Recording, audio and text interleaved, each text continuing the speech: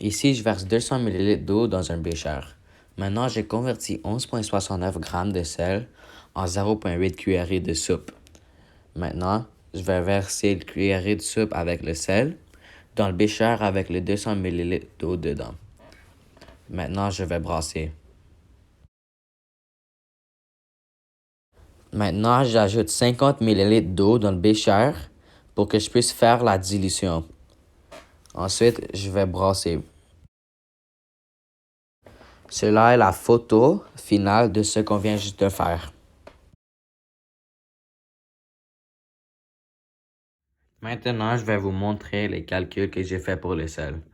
La première étape était que je devais trouver la masse molaire du NaCl. La formule que j'ai utilisée était M est égal à M sur N.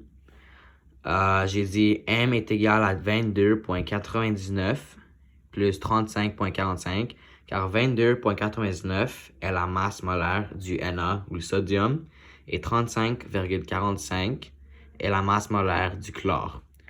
Et cela m'a obtenu 58,44 grammes par mol. Ensuite, je devais trouver la concentration pour trouver le nombre de moles. J'ai utilisé la formule C est égal à N sur V et les données qu'on savait déjà étaient que 1 mol par litre était C et 0,2 litres était V. Alors on devait juste trouver le N. Et ceci serait très facile car on devait juste écrire 1 est égal à X sur 0,2. Et les calculs finaux nous donnent 0,2 mol est égal à N. Troisièmement, je devais trouver la masse. Alors la formule que j'ai utilisée était M est égal à M sur N. Le grand M était égal à 58,44 et on savait pas c'était quoi le petit m, mais on savait c'était quoi le petit n. Alors, c'était 58,44 est égal à m sur 0,2. Et les calculs finaux nous donnent que m était égal à 11,69 grammes. La quatrième étape était que je devais convertir 11,69 pour faire en millilitres, car j'ai pas de balance à la maison. Alors, je vais utiliser les millilitres. La réponse m'a donné 5,5 millilitres. 2, qui était de diluer la solution. La formule que j'ai utilisée pour effectuer cela était C1 fois V1 est égal à C2 fois V2. Les données qu'on savait déjà étaient que C1 est égal à 1 mol par litre, C2 est égal à 0,8 mol par litre, V1 est égal à 200 millilitres et V2, c'était celui qu'on savait pas.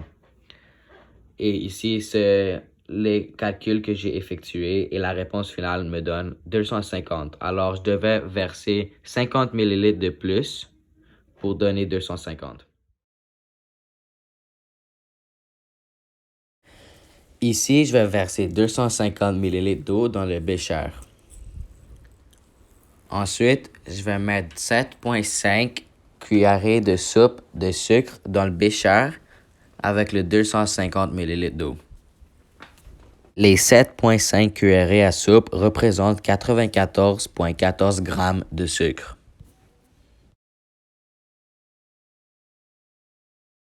Maintenant, je vais juste brasser. Ici, je renverse 142,46 ml d'eau dans le bécher pour faire la dilution. Maintenant, je brasse encore. Cela est la photo de ce qu'on vient juste de faire.